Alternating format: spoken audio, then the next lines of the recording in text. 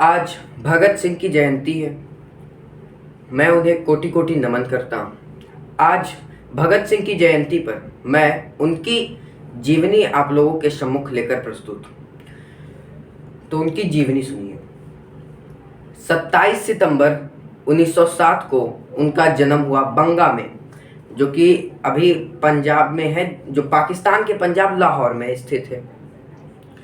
बचपन से इनका जो वैराग्य था, ये जिस प्रकार से रहते थे, मतलब ये जो अपने राष्ट्र के प्रति इतने समर्पित थे कि इनके समर्पित भाव को हमारे भारत देश के एक एक बच्चे को सीखना चाहिए, एक एक व्यक्ति को सीखना चाहिए। ये जब छोटे थे तो पंजाब में एक ब्रिटिशर्स का स्कूल हुआ करता था। उन्होंने इस विद्यालय में नहीं गए। दयानंद सरस्वती एंग्लो वैदिक विद्यालय में, एंग्लो विद्यालय जो कि डीएवी स्कूल है, उसमें ये गए।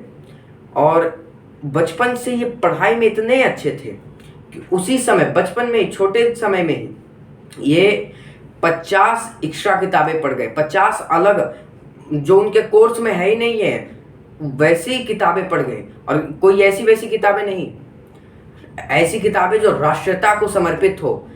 लेनिन की किताबें, कार्ल मार्क्स की किताबें, मतलब तमाम दार्शनिकों की किताबें, सभी की किताबें, कुछ जैसे फ्रांस की क्रांति की किताबें ये पढ़ते थे, जिससे ये इंस्पायर हुए ताकि हम अपने देश को इन गोरों से मुक्ति कैसे दिला सके। इस बात से ये जो थे, जब जलियांवाला बाग हत्याकांड हुआ, इससे ये बहुत आहत हुए। अब 40 किलोमीटर दूर 1919 में जो जलियांवाला बाग हत्याकांड हुआ 13 अप्रैल को, 40 किलोमीटर दूर ये गए और जलियांवाला बाग हत्याकांड जहाँ पे हुआ था, वहाँ की मिट्टी की जो खून भरी मिट्टी से, खून से सनी हुई मिट्टी को बोतल में भरे, बोतल में ले जाकर लेके गए। इनको बहुत क्रोध आ रहा था। इसलिए क्रोध आ रहा था कि उनके जितने भी भाई थे, जितने भी देशवासी थे, उन सभी को अंग्रेजों ने मारा। और ऐसा, जैसे जलियांवाला बाग हत्याकांड में ऐसा कहा जाता है कि वहाँ एक कुआं था, आधा से ज़्यादा जो लोग थे वो गोली लगने के भय से उस कुएं में कूद गए। और आज भी ऐसा कहा जाता है कि अगर उस कुएं से पानी निकाला जाए तो उस कुएं में उस पानी में खून की बूंदें मिलती है। ये घर आ गए। घर में बहन पूछी कि इतना देर क्यों हुआ, इतने विलंब से क्यों आए।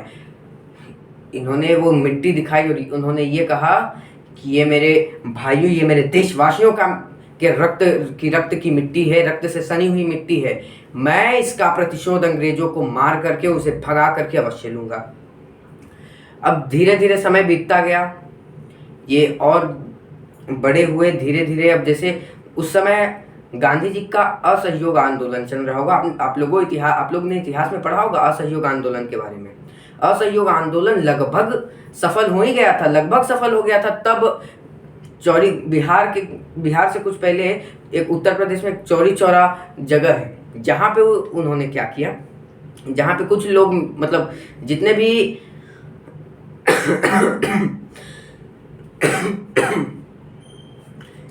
भी लोग थे, सभी लोग मिल गए। कौन से लोग? जो कि असहयोग आंदोलन के लोग थे, वो लोग मिल गए। और साथ में वहाँ पर अंग्रेजी शराब बिक रही थी, अंग्रेजों के कपड़े बिक रहे थे। इन्होंने क्या किया, मतलब भगत सिंह ने नहीं, तमाम लोग जो असहयोग आंदोलन के थे, ये सब मिल करके वहाँ पर हल्ला गुल्ला मचाने लगे कि बंद करो, शराब बेचना बंद करो, ऐसे करके हल्ला गुल्ला मचाने लगे। अब वहाँ का जो जमींदार था, वहाँ का जो दरोगा था गुप्तेश्वर सिंह, उसको बोला गया कैसे धंधा चौपट हो जाएगा, ठीक है। वो गुप्तेश्वर सिंह आया, बोला हल्ला गुल्ला शांत करो।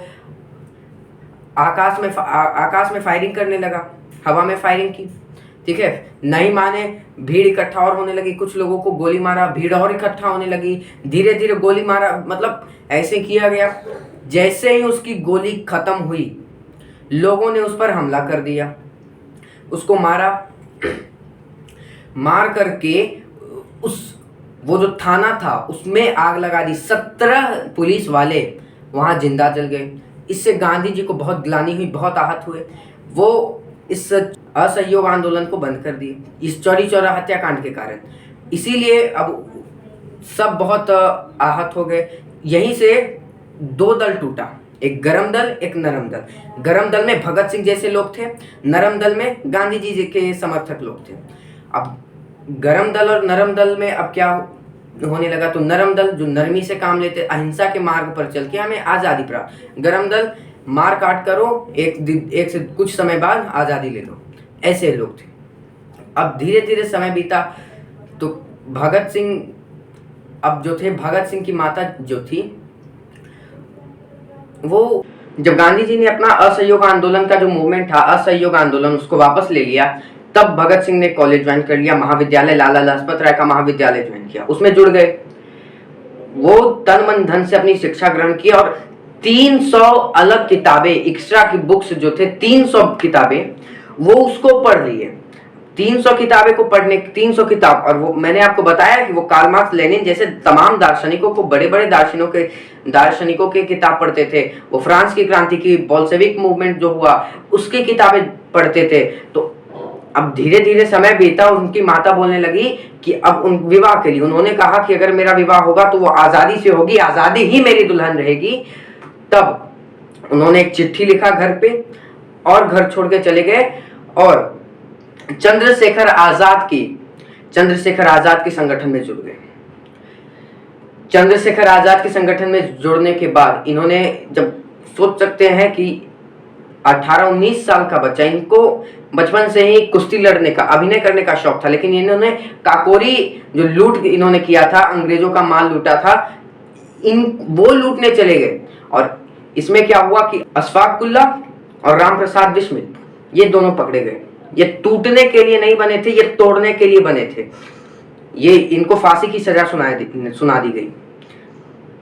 भगत सिंह को एक बात याद आती है, राम प्रसाद बिस्मिल ने लिखा था, सरफरोशी की तमन्ना अब हमारे दिल में है, देखना ये जोड़ कितना बाजुए कातिल में है। तो ये जो उन्होंने लिखा था, इससे ये बहुत इंस्पायर हुए। इन्होंने, ये मैंने आपको बताया, ये पढ़ने में बहुत पढ़ते थे, ये बहुत सारी किताबें पढ़ चुके थे, ये लिखने में भी बहुत तेज थे। इन्होंने पत्रिकाओं में लिखना शुरू कर दिया, समाचार पत्र में लिखने लगे। अब दशहरा का जो समय था, उसमें बहुत पत्रिकाएं लिखे, लोगों के हाथ में पत्रिकाएं बांटते चले गए अपनी लिखी हुई। अब जो हुआ यूं कि ये जो लिखने में बहुत तेज थे, क्रांतिकारी विचारधाराएं लिखते थे, की बातें उस पत्रिकाओं में लिखते थे। ये अपना एक संगठन बना रहे थे, समूह बना रहे थे। अंग्रेजों ने इनको पकड़ लिया, पकड़ने के बाद इन्होंने वहां बम फोड़ा, बम फोड़ने के बाद भागे, फिर भी ये पकड़े गए। अब इनको कोर्ट में कार्रवाई हुई, कार्रवाई के दौरान अंग्रेज नहीं चाहते थे कि ये इनको छोड़ दे, लेकिन उनको जबरदस्ती, जबरन छोड़ना पड़ा। क्यों छोड़ना पड़ा?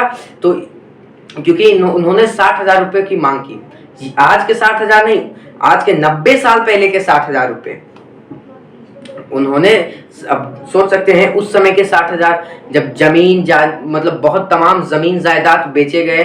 अब जमीन जायदाद बेचने के बाद उन्हें छुड़ाया गया, इसीलिए वो बाद में फिर से वो जुड़ गए, तन मन धन से जुड़ गए आज़ादी लाने के लिए। अब उन्होंने जब जुड़ गए, तब उन्होंने क्या किया, जैसे चंद्रशेखर आजाद की टीम में जुटे, अब फिर से उन्होंने पुनः से प्रारंभ कर दिया। अब उन्होंने क्या किया, अब जो थे, अब धीरे जैसे वो जेल से छूटने के बाद, जब जेल से छूटे थे, तो लाला लाजपत राय ने उन्हें कन्विंस कर लिया। अब वो उनको अपने साथ लेकर के वो चले गए साइमन कमीशन का विरोध करने। उन्होंने कहा कि हम निशस्त्र रहेंगे, निहत्थे रहेंगे, मतलब अहिंसा के मार्ग पर। ये जो लाला लाजपत राय थे, ये उनके गुरु थे, इसीलिए उन्होंने गुरु का मान रखा, गुरु की बातें मानी। अब वो चले गए निशस्त्र होकर, निहत्थे होकर, वहां पर विरोध किया इन्होंने, निहत्थे विरोध किया। अंग्रेजों ने इन पर लाठीचार्ज की, और जब लाला लाजपत राय हॉस्पिटलाइज हो गए, तब उन्होंने ये कहा कि मेरे शरीर पर पड़ी एक एक लाठी की चोट ब्रिटिश साम्राज्य के ताबूत एक एक कील सिद्ध होगी। ताबूत में जब आखिरी कील अगर उसमें गड़ा जाता है ना, फिर कुछ भी हो जाए, वो ताबूत खुलता नहीं है। तो उन्होंने यही कहा था कि उस ताबूत की आखिरी कील मैं हूं। अब उसके बाद बहुत गुस्सा आया इन लोगों को कि ये भले ही इनके गुरु थे लेकिन ये इनके लिए पिता समान थे। भगत सिंह ने क्या किया? भगत सिंह, राजगुरु, राजगोपाल और चंद्रशेखर जी ने मिलकर के, जिसने लाठीचार्ज का आदेश दिया था, उस स्काउट को ढूंढा, उसने कहा कि हम इसको मार देंगे। चारों ने अपनी जगह ले ली। अब गलती ये हो गई कि स्काउट की जगह वहां पर सॉन्डर्स आ गया। राजगुरु ने सॉन्डर्स की हत्या कर दी। एक गोली सॉन्डर्स को मारा, भगत सिंह ने 3 गोली उसके खोपड़ी में उतार दी और वहां से भाग गए। वहां से भाग करके वो लाला लाजपत राय के कॉलेज में चले गए, महाविद्यालय में चले गए। यहाँ उनकी बहुत परिचय थी, इनकी चलती थी, वहां चले गए। अब भाग दौड़ धड़ पकड़ का कहानी यहाँ पे शुरू हो गया। जितने भी अंग्रेज थे सब इनको पकड़ना चाह रहे थे लेकिन पकड़ नहीं पा रहे थे। इसीलिए इन्होंने सबसे उनको और जलाने के लिए और उनको आवेश में लाने के लिए इन्होंने लिखकर दीवालों पर साट दिया कि लाला लाजपत राय की मृत्यु का प्रतिशोध हमने सॉन्डर्स की हत्या करके ले ली। उसके बाद अब इनको हर गली मोहल्ले में ढूंढा जाने लगा। ये क्या किए इन्होंने, जैसे ये जो थे भगत सिंह, ये सरदार थे। अब ये सिख थे तो इसीलिए दाढ़ी मूछ थी, इन्होंने अपना दाढ़ी हटवा लिया, पगड़ी उतार लिया, ठीक है, और अलग वेशभूषा में आ गए। टोपी पहन लिया, हैट पहन लिया, अंग्रेजों की वेशभूषा में, अंग्रेजी वेशभूषा में आ गए। और दुर्गा भाभी को अपनी इन्होंने कन्विंस किया और कहा कि आप कुछ समय के लिए मेरी पत्नी बन जाइए। ये खुद और राजगुरु के साथ कलकत्ता की ट्रेन लेकर चले गए। कलकत्ता गए। अब वहां पर जो मजदूरों का आंदोलन हो रहा था, अब इसमें वो सहयोग करने लगे। उनकी बात अंग्रेज नहीं मान रहे थे। अंग्रेजों को इनकी बात मनवाने के लिए इन्होंने बहुत कुछ किया। अब ये आंदोलन करते थे लेकिन वो सुनते नहीं थे। बोल्शेविक आंदोलन जब हुआ था तो वहां पर फ्रांस की क्रांति जब हुई थी, वहां पर लो डेंसिटी का बॉम्ब फेंका गया था। इन्होंने भी लो डेंसिटी का बॉम्ब बनाया और ये चले गए अपने मित्र के साथ। अपने मित्र बटुकेश्वर दत्त के, मतलब जो बम बनाए थे वो फेंके बटुकेश्वर दत्त थे। अब बम फेंकने के बाद इन्होंने बहुत सारे कागजों पर लिखा। क्या लिखा? कि बहरों को सुनाने के लिए धमाका जरूरी है। पर्चा उड़ाए। ये चाहते तो वहां पर जो लो डेंसिटी का बम था, ये चाहते तो वहां से निकल सकते थे लेकिन ये नहीं गए। ये एक ऐसा इंसान था, ये एक ऐसा लड़का था जो कि अपनी मृत्यु को डिजाइन कर रहा था कि अगर हम मरे तो एक क्रांति, लोग में उमंग जग जाए आजादी पाने का। ये भागे नहीं, वहीं खड़े रहे। अब ये पकड़े गए, इनको 2 साल की जेल हुई। अब जेल में भी क्या, तो सुविधाएं अच्छी नहीं थी, खाने की सुविधाएं नहीं थी। 10 BH के रूम में वहां पर 10-10 कैदी थे। अब इन्होंने क्या किया, सबको अपनी विचारधाराओं से प्रभावित करने लगे। सुनिए, ध्यान से सुनिएगा। भगत सिंह की हथियारों की क्रांति बाद में आई, पहले उनकी विचारधाराओं की क्रांति आई। उनके विचार से सब सहमत होने लगे। अंग्रेज कहते थे इसको हटाओ, इसको अलग रखो, नहीं तो ये सबको उत्तेजित कर देगा आजादी पाने के लिए। उन्होंने कहा था मैं एक ऐसा पागल हूं जो कि जेल में भी आजाद हूं। अब उन्होंने ऐसा कहा था कि मेरे से जो भी मिलने आएगा मेरे लिए किताबें लेकर के आएगा। इन्होंने जेल में रह करके 2 साल के कारावास में रह करके 300 किताबें पढ़ी और 3000 पन्ने लिख डाले। शुरुआत के तो 64 दिन ऐसी घटिया सुविधाएं थी जिसके कारण इन्होंने 64 दिन तक अन्न जल का त्याग कर दिए। 2-3 दिन 4 दिन बीते, अंग्रेज ध्यान देना छोड़ दिए, लेकिन जैसे जैसे समय बीतता गया उनको झुकना पड़ा। अब वो लिखना प्रारंभ किए। अंतिम में जब उनकी मृत्यु का समय आने लगा, वो कहने को नास्तिक थे लेकिन सर्वदा वो अपने जेब में भगवत गीता का एक छोटा सा किताब और स्वामी विवेकानंद की तस्वीर लेके घुमा करते थे। उनसे जब उनकी अंतिम इच्छा, आखिरी इच्छा पूछी गई तो उन्होंने कहा गया कि मैं लेनिन की बायोग्राफी पढ़ना चाहता हूँ, लेनिन की जीवनी पढ़ना चाहता हूँ। जब उनको फांसी के लिए लेने आए सब, तो भगत सिंह का जवाब सुनिए उन्होंने क्या कहा कि देखते नहीं अभी एक क्रांतिकारी दूसरे क्रांतिकारी से मिल रहा है। उन्होंने सबसे आखिरी पन्ने तक पढ़ा और उसके बाद उठे, उसके बाद फांसी पर गए।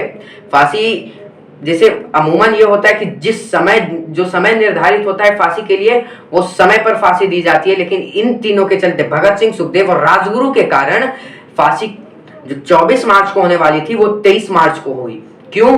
क्योंकि अब उनको अंदेशा हो गया था कि 1857 से भी भीषण क्रांति, जैसे मंगल पांडे को फांसी दिए थे तो क्रांति हुई थी, उससे भी भीषण क्रांति हो सकती थी।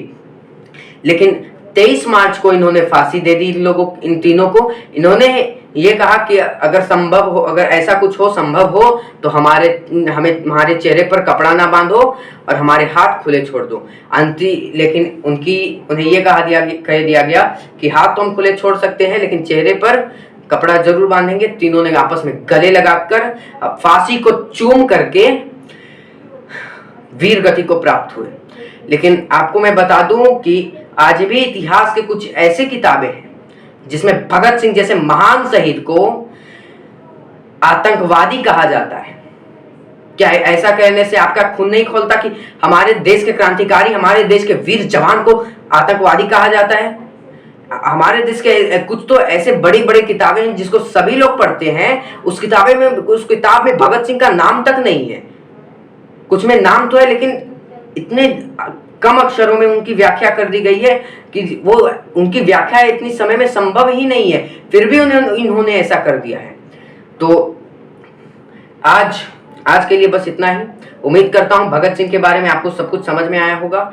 मिलते हैं अगले चलचित्र में, तब तक के लिए जय हिंद, जय भारत, वंदे मातरम।